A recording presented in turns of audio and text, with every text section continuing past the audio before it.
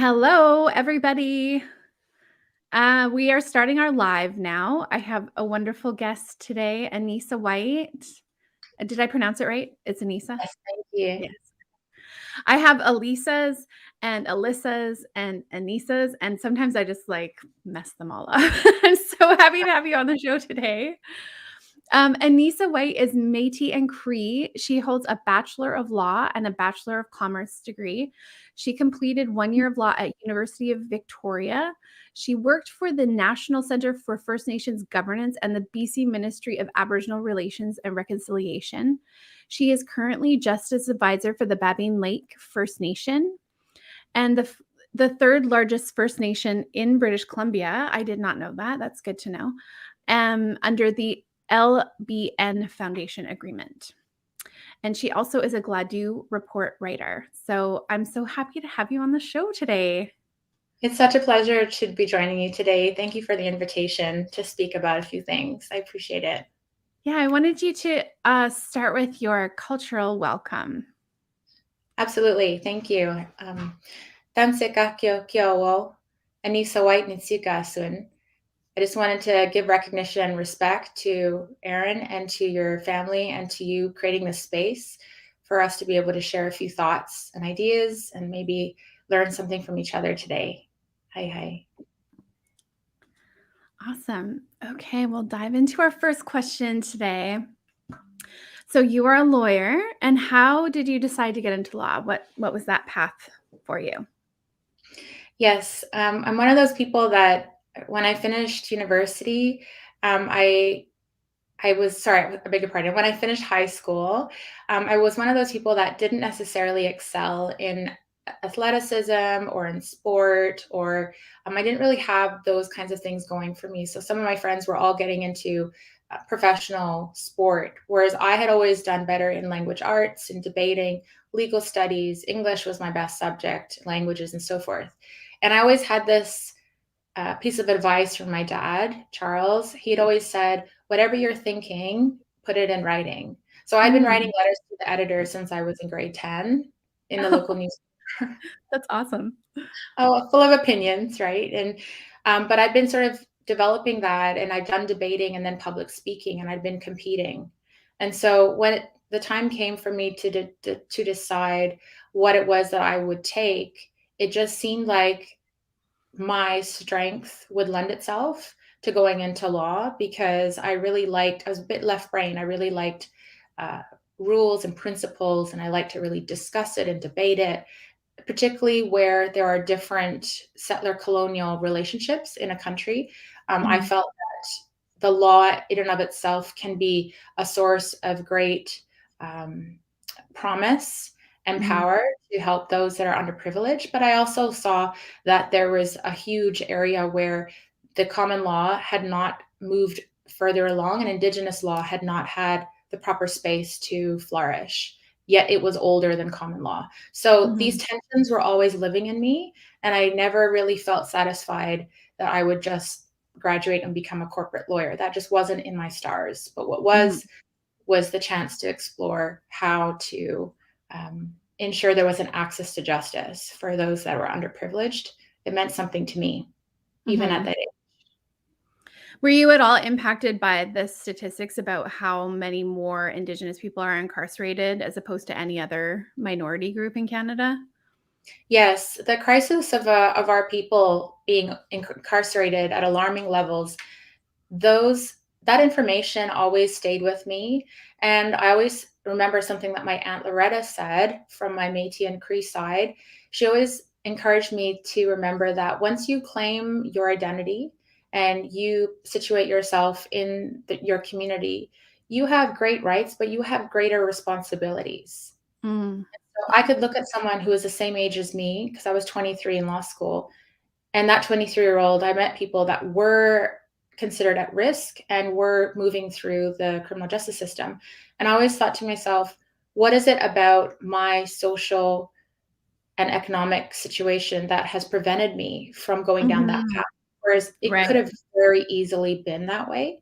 So I didn't see much of a difference between me and those that were being held down, if you will, by the system. I know during my course of my university education too, it just became so shockingly obvious that the whole criminal justice system is set up to protect rich white men. And that, we're seeing it today. We're seeing it play out in the media with the recent stuff that's going on in the US, but it's just as prevalent in our own country. So I can see how it's really important to get into these fields for Indigenous people. So, what were some of the challenges that you had getting through your education? Because it's not always an easy Yes. journey for Indigenous people.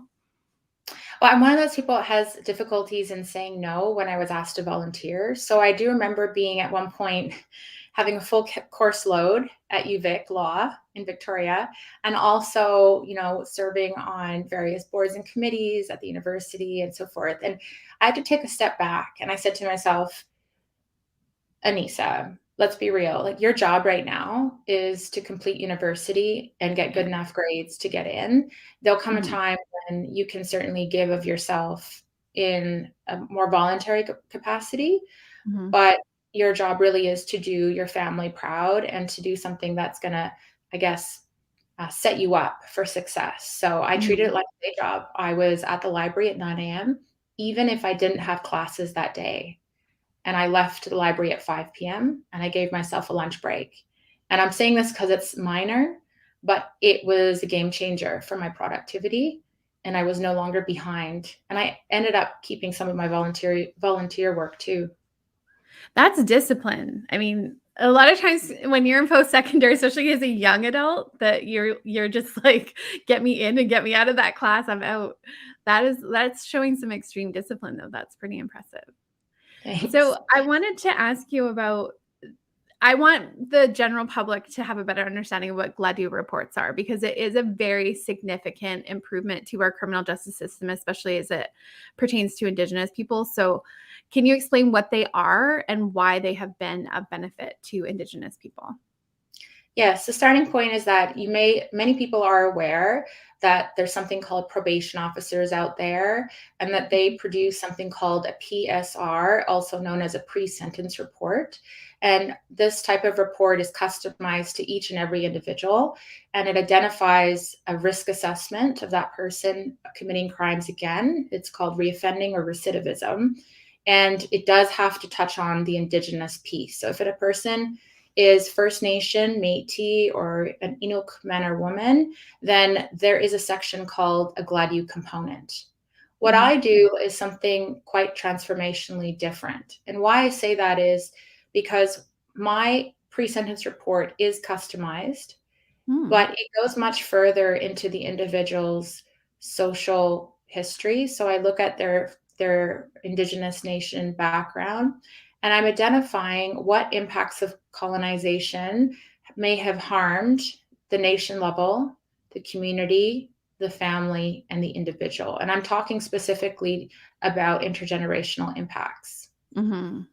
And in the law, we call this a Gladue report is really seen as an evidentiary basis for a judge to consider what are Mhm. those unique systemic and background factors of an accused before them, whether it's bail, sentencing, parole, dangerous offender hearing, and so forth, and what would be an appropriate sentence. Now, Yeah.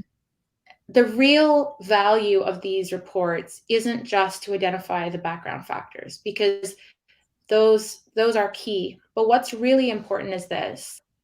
I have to canvas together a practical restorative justice and healing plan.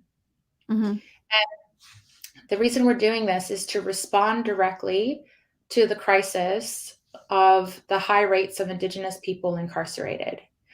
Yeah. And we're looking at the number one goal of, is it appropriate for a non-custodial sentence given the nature of the charges?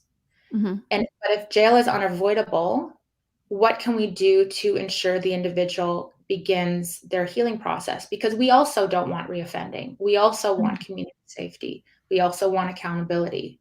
But our methodology is a lot more true to what we know, that individuals need the opportunity to address the root cause of Mhm. offending behavior rather than jumping straight into this punitive model. We must recalibrate our minds and think of more therapeutic interventions. And this is important for all Indigenous people, but Mhm. it's been tagged as a key priority of the BC government at the moment. So Mhm. what I'm doing is not out of step with the direction in the legal system and the direction politically as well, to keep our people out of jail and increase safety and increase accountability, reduce risk, and so forth. So, just to summarize, so to make it really clear for people, so you get to provide the background of the person who's offended so that you can incorporate the types of traumas and impacts that they've had in their personal life that led them on that path for the Yes. judge to then provide appropriate sentencing. But it also includes a component about suggestions about handling the sentencing portion and what might happen if they go to jail in terms of, do you actually get to suggest like treatments or like participation in cultural things, or how does that work? Yes. Yes. So what would happen, like in putting it in practical everyday terms, um, a prosecutor or a defense counsel is able to request a Gladue report be prepared if Mhm. the accused has self-identified as Indigenous. Mhm. And then what happens is I get the referral. So what I'm trying to say is it's independent. I'm not a private expert that's hired, with the defense team and so forth. So I'm on a roster, and then I work with that individual for 8 weeks. I interview them, I interview their family, I've interviewed auntie, cookum, grandma, grandparents, extended family. I come up with what were some of, let's just say there's a theft charge. Mhm. Now, theft charges are often, can either be fully a true uh, hardened criminal, can be a very, very stealthy thief, really. But we can also trace its roots back to poverty and homelessness. And Mhm. I recall once I had a 45-year-old man, and I asked him, what was the first time that you ever committed theft? And I was expecting a teen age group, Mhm. particularly around maybe 12 to 13 into 19. And he came back and said 6. And when Mm. I delved further, again, this is all under the umbrella of doing a Gladue report to draw out Mhm. the social pieces that affected Mhm. someone. It came to my attention that this person had lived through extreme poverty and had taken to stealing food in the neighborhood. And so what I did was I essentially showed a socialization around poverty that Mhm. resulted in certain, if you will, behaviors and outcomes that really were not sort of the everyday type of person before the court. And so when I laid that out, it was clear that we could then find better employment training and skills upgrading to Mhm. assist this person and put them back on a good path so that they weren't uh, afflicted by their systemic and background factor, being an Indigenous person in a Mhm. remote community. So we're Yeah. really Yeah, it would interested be in like dealing it would with. be like criminalizing somebody who's living in survival mode, and, like, they've learned that way of living because they were forced into survival mode. So I totally think that's so important. Wow, really Yeah. important work. So, do you have any specific stories of successes, or like how what do you think when you think about the work that you've done up till now, what sort of like celebration do you have to share with Yeah, us? there was one individual who went to First Nation court in Duncan, and the Crown was initially asking for 1 year of jail. And this person happened to be I won't get into the charges perhaps, but I will say that they had a very, very extensive artistic background, Mm, carver, painter. And mhm, in the Gladue report, whilst I did emphasize that they were in foster care and they were malnourished and they were neglected and so forth, I did emphasize that this person had plans to open their own gallery and to have a co-op style um, gathering or cohort for other Indigenous artists. And I remember writing that report from the floor of BC Children's Hospital because my son, one of my twins, had just been diagnosed with leukemia, which we'll get into. And mhm, I remember sending that report off going, I really, really hope that the judge recognizes that this person just needs a tune up to mhm, address their offense cycle and that they do have big plans afterwards. Sure enough, many years later, I received an invitation to the opening ceremony of that art gallery because that Oh, individual didn't get a year jail. They got a year of supervision in the community. They were able to continue their art and to do their business plan, get their funding, launch it, take off. And I just thought, great, the last thing we need is another ceremonial carver painter in mhm, a facility. We need them out there helping the healing work. So I stand for healed families. I mhm. stand for healed adults, healed youth, and I really hope that that person continues to do well. That is amazing. That's exactly what the Gladue reports are designed to do. That's so perfect. What an That's awesome right. story. So one of the things that I ask all of my guests, and the reason why I ask this question is because we know how hard it is as Indigenous people. We come from very diverse and challenging backgrounds, a lot of us. And so I like to talk, not that you have to go into deep detail about your most challenging time, but I ask the question so that you can share with us what are some of the things that you utilized during your darkest times to help you get out of that challenging time. Yes, thank you for the question. I'm very happy to share this. And I can tell you the date. It was 23rd of December, 2015, when Willem was rushed to BC Children's and they diagnosed him with leukemia, ALL, acute lymphoblastic leukemia. He was 1 in 30 that year that got diagnosed. There were many, many symptoms leading up to it. And I And remember how old thinking, was he at the time? sorry, he was age 5. Oh, that's so young. Hey, yeah. A very Scary. tender age. Yeah. Mhm, I was thinking maybe it was just a mistake, maybe he just needs some iron, throw some iron pills at the problem. Surely this mhm, is, he's got colds always, but sure enough, it was something bigger.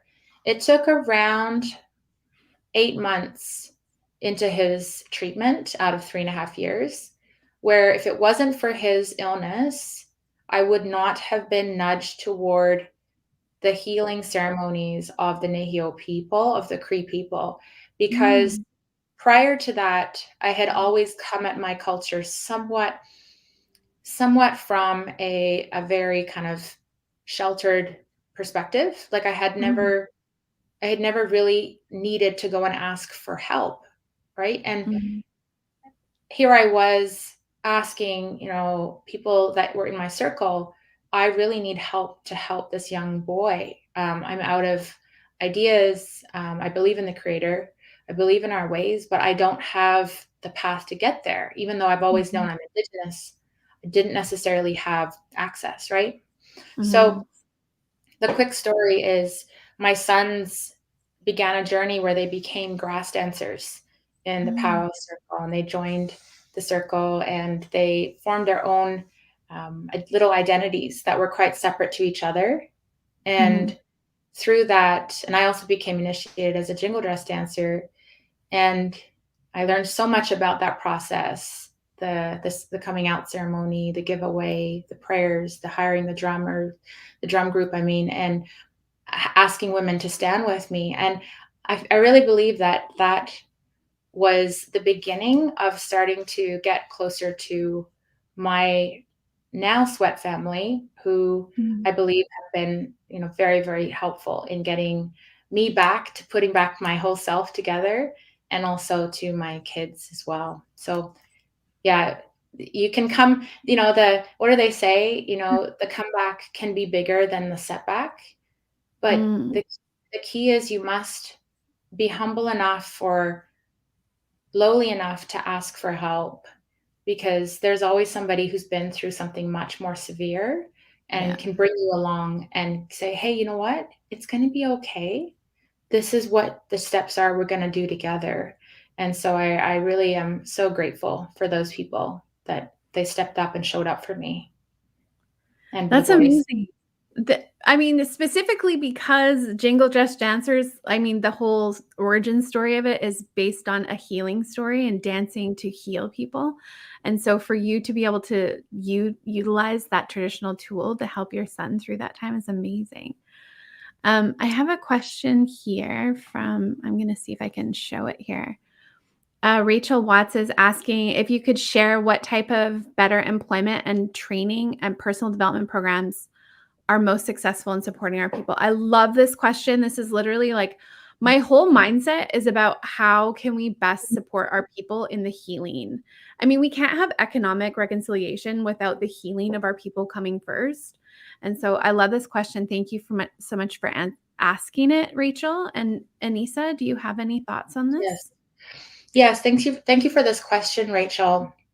So you've asked what type of better employment and training and personal development programs are most successful in supporting our people. So I personally emphasize the need for completing grade 12. And so whenever I have a client before me who has not completed their dogwood certificate, I always get them connected as an adult learner, because usually they're an adult by the time they get to me. And I get them enrolled myself. I will personally go and set that up, and I will begin that process of helping them to complete that. Now, you haven't asked about completing grade 12. You've asked more about the employment and training. So I just wanted to just put that straight off the bat, that that's what I Mhm. do. That makes sense.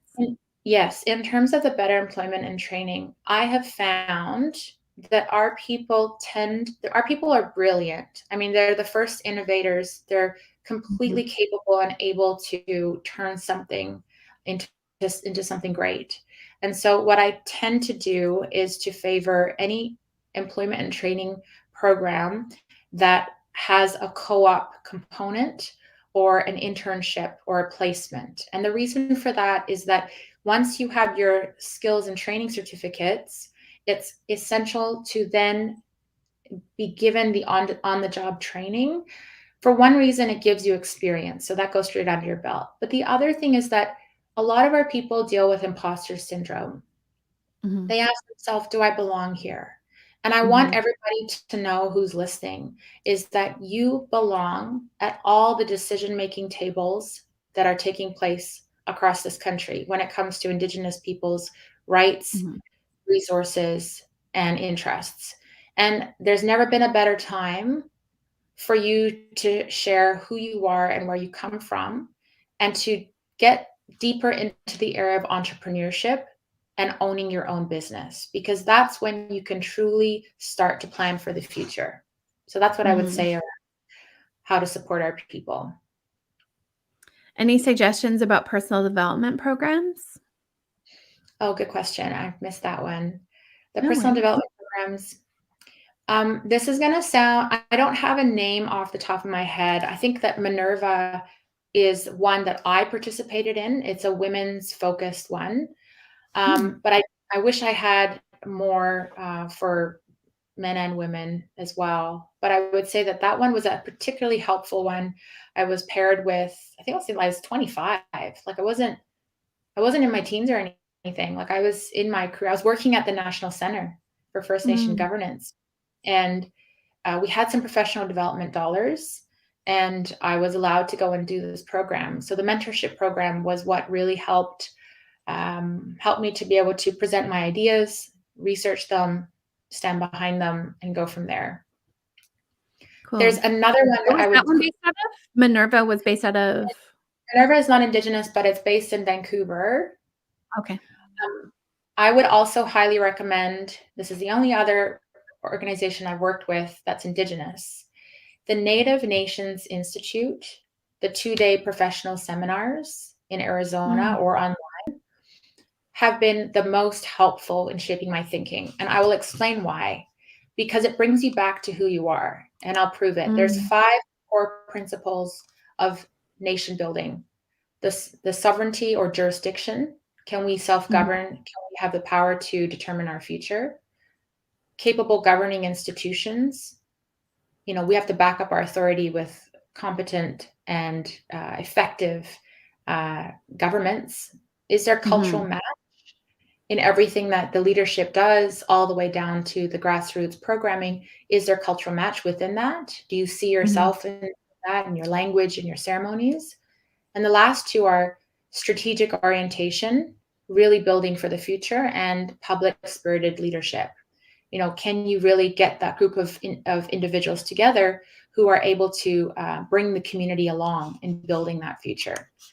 Mhm. So Native Nation Institute to me is probably the closest, even though it's not Canadian, I would say that it's the most on point for really mobilizing the next generation of Indigenous youth and adults to be part of nation building going forward. Mhm. That sounds really interesting. I've not heard of that one before. Mm. I would just like to suggest Southern Lalem does really good programs around healing. I just saw just recently they have a call out for participants in their upcoming sessions. So that might be a resource for you, Rachel. Okay, we're going to move on to the next section. What is your favorite way to participate in culture? Well, this past summer, I had the privilege of going back to Northern Alberta, and we did a few things. Number one, we went to Métis Crossing, and we were able to look at some of the ways of life of the Prairie, capital M, Métis people, Yeah. which I descend from. And we also went to Kikino Métis settlement, and that was wonderful because we were able to attend a community rodeo and to see a jigging competition. And I learned more Cree, no offense to my Cree teacher on Zoom every week, but I did learn a lot more slang Cree than I had been with. That's just the real. Like I've heard a lot of ceremonial Cree, and I'm really grateful for that because I've learned a lot of verbs like to help and working together and so forth. But when I was there, it was great. And I got to really see, near Goodfish Lake, which is where my dad's cookum was from. I was really able to get closer to the land and people in a way that I probably hadn't before. But touching on language, I'd also participated in a weekly Creek class with Dorothy Visser, Oh, who's also that's from awesome. Goodfish Lake, Whitefish First Nation, but Goodfish Reserve. So, and lastly, just doing the sweat lodges prior to COVID and everything that means, and Yeah. I just want to say one thing about that. Like participating in my culture, I was thinking about it. I never wanted to be a leader or to be given a big task. I always shy away from being given large responsibilities. But I always said in every event, every gathering, I'm a good helper. I'm a good soldier. Just put me to work and I'll do whatever you want to do. So I found that being given those more like the setup crew and the teardown crew, I really thrived in those roles around Yeah. cultural events more than, being very, very still and quiet and serious. I kind of was like, I like just being in the social kind of buzz of cultural events, if that makes sense. Yeah, And totally. yeah. That I loved seeing your photos from that, and it did make me like I missed that part of it because my grandfather who was Cree from Northern Alberta, like his dad was French and his mom was Cree, but there wasn't like a blending of the cultures in the sense that we didn't descend from like Métis. We didn't see the Yes. blending of the cultures there, but he left when he was so young. He was only 14 when he left Alberta and he moved to the coast. And so we really did miss out on the Cree cultural piece because he was essentially like adopted into Haida culture and lived on the Yes. coast the rest of his life. So when I was like 18, I went to Lethbridge. Phil Lane Jr. used to put on the Four Worlds gathering. And so we Oh, went and did that. Actually, I was just before I turned 18, and that was my first introduction to all of the spirituality of the Cree people, and I was just so mind blown, and I just felt so connected to it right from the get-go. But when I saw your photographs, I was thinking, man, I wish like we had more of a connection to that territory now that most of my family left. It would have been probably in the 1940s. So mhm. we just haven't maintained those connections. So when I saw your photos, I thought it was just beautiful. Did your Thank sons participate with you in Sweat Lodge at all? Yes, not so much they haven't entered into the sweat, but what they have done is they've come for the ceremonies and the work to Mhm. prepare, because Yeah. there's always so much preparation before and Mhm. after. They also come to regular smudging, Mhm. depending on what moon it is. Our Cree elder, Don Campbell from Opasquia Cree Nation from Manitoba, he speaks very fast Cree. Like it's very challenging for me. I'm just like one word here, there. Oh, south. I heard. Oh, okay. Oh, okay. Help. Oh, be pitiful. We're pitiful. Okay, I got it. Samanto, like okay, creator. So, but but he's amazing because he just believes in you and believes in you. And this one time we were on a hike, and I don't know what was into me, but I was so tired. And I swear I was so embarrassed because he's like, "Hey, are you okay? Do you need help?" I'm like, "Oh no, I'm good. I'm good. I'm fine." But my shoes were giving out. So he got his walking stick, and he literally, like, okay, I'll use the straw. It's so embarrassing. He literally put the stick backwards like this, and he held the top Pull you and along. he pulled me along. And I was like, this is the most embarrassing and humbling moment that Uncle Don is literally dragging my butt to ceremony. But at the same time, he could see that my shoes really were giving out. And so I think as young people, when someone believes in you and doesn't give up on you, you just need one person, maybe two. That Absolutely. makes a That is big so true. difference, right? Yeah, it makes a huge difference. So it's just a, It's so I true. never try to say, oh, I'm a big ceremony person because I really have so much to learn. But Yeah. when you show up as who you are and start where you are, the right Mhm. people will come beside you and walk with you. And that's just a guarantee. And I'm really grateful for him. That's awesome.